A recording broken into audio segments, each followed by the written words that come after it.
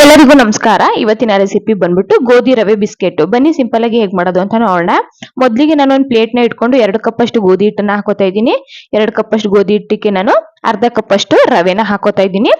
ಚಿರೋಟಿ ರವೆನಾದ್ರೂ ಹಾಕೊಳ್ಳಿ ಅಥವಾ ಮೀಡಿಯಂ ರವೆ ಇದ್ರೆ ಅದನ್ನು ಕೂಡ ಯೂಸ್ ಮಾಡಬಹುದು. 1/4 ಕಪ್ ಅಷ್ಟು ಡೆಸಿಕೇಟೆಡ್ ಕೊಕೊನಟ್ ಪೌಡರ್ ನ ಹಾಕೋತಾ ಇದ್ದೀನಿ.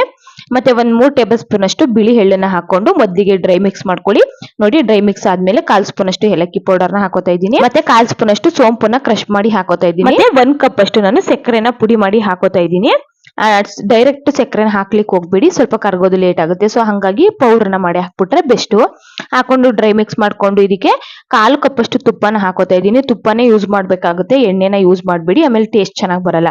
ನೋಡಿ, ತುಪ್ಪದಲ್ಲೇ ಮೊದಲಿಗೆ ಚೆನ್ನಾಗಿ ಕಲ್ಸ್ಕೊಳ್ಳಿ. ಆ ನಂತರ ಸ್ವಲ್ಪ ಸ್ವಲ್ಪ ನೀರನ್ನ ಸೇರಿಸ್ಕೊಂಡು ನಾವು ಚಪಾತಿ ಪೂರಿಗೆಲ್ಲ ಯಾವ ರೀತಿಯಾಗಿ ಗಟ್ಟಿಯಾಗಿ ಇಟ್ಟು ಕಲಿಸ್ತೀವೋ ಅದೇ ರೀತಿಯಾಗಿ ಹಿಟ್ಟನ್ನ ಕಲಸಿ ಒಂದು ಪಾತ್ರೆನ ಮುಚ್ಚಿ ಒಂದು 10 ನಿಮಿಷ ನೆನೆಯೋದಕ್ಕೆ ಬಿಟ್ಬಿಡೋಣ. ನೋಡಿ, 10 ನಿಮಿಷ ನೆಂದಾಗಿದೆ. ಇವಾಗ ಚೆನ್ನಾಗಿ ಮತ್ತೆ ನಾನು ನಾದ್ಕೋತಾ ಇದ್ದೀನಿ.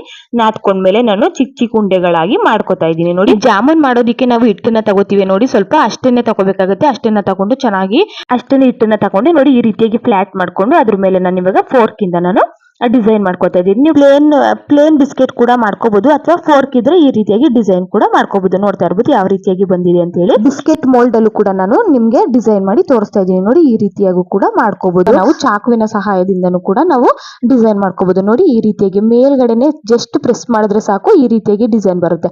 ನೋಡಿ, ಇದೇ ರೀತಿಯಾಗಿ ನಾನು ಎಲ್ಲಾ ಬಿಸ್ಕೆಟ್ಗಳನ್ನು ಮಾಡಿ ಇಟ್ಕೊಂಡಿದ್ದೀನಿ.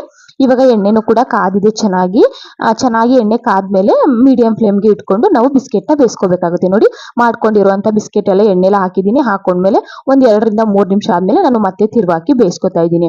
ಇದು ಸಂಪೂರ್ಣವಾಗಿ ಗೋಲ್ಡನ್ ಬ್ರೌನ್ ಕಲರ್ ಬರಬೇಕು, ಅಲ್ಲಿ ತನಕ ಚೆನ್ನಾಗಿ ಫ್ರೈ ಮಾಡ್ಕೋಬೇಕು. ಓವನ್ ನಲ್ಲೂ ಕೂಡ ನಾವು ಬಿಸ್ಕೆಟ್ ನ ಮಾಡ್ಕೋಬಹುದು, ಅದು ತುಂಬಾ ಚೆನ್ನಾಗಿರುತ್ತೆ. ಓವನ್ ಇಲ್ಲ ಅನ್ನೋದ್ರಲ್ಲೂ ಕೂಡ ಫ್ರೈ ಮಾಡ್ಕೋಬಹುದು, ತುಂಬಾ ಚೆನ್ನಾಗಿರುತ್ತೆ. ಕ್ವಿಕ್ ಆಗಿ ಆಗುವಂತಹ ಗೋಧಿ ರವೆ ಬಿಸ್ಕೆಟ್ ಅಂತಾನೆ ಹೇಳ್ಬೋದು. ರೆಸಿಪಿ ಇಷ್ಟ ಆಗಿದ್ರೆ ಲೈಕ್ ಮಾಡಿ, ಶೇರ್ ಮಾಡಿ, ಕಮೆಂಟ್ ಮಾಡಿ. ಮತ್ತೆ ಸಿಗ್ತೀನಿ ಮುಂದಿನ ವಿಡಿಯೋ ಜೊತೆಗೆ.